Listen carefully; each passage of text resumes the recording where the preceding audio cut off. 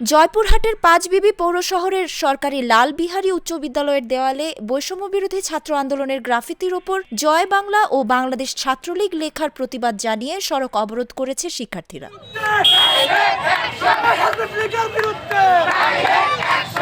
রোববার দুপুরে বিদ্যালয়ের প্রধান ফটক থেকে শিক্ষার্থীদের একটি বিক্ষোভ মিছিল বের হয়।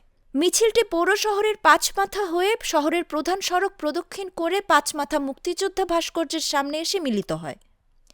এ সময় জয়পুরহাট হিলি মহাসড়ক অবরোধ করে বিক্ষোভ মিছিল করে শিক্ষার্থীরা।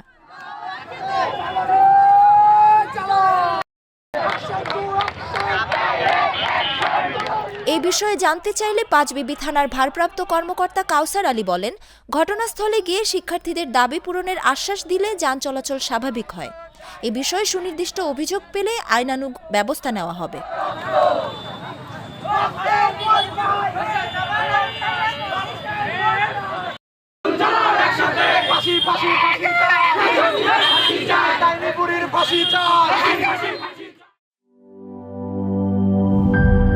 টাইলক্স, যার অ্যান্টিব্যাকটেরিয়াল এজেন্ট টয়লেটের কোনায় কোনায় পৌঁছে ৯৯% জীবাণু ধ্বংস করে। টাইলক্স টয়লেট ক্লিনার, ক্লিন মানে টাইলক্স।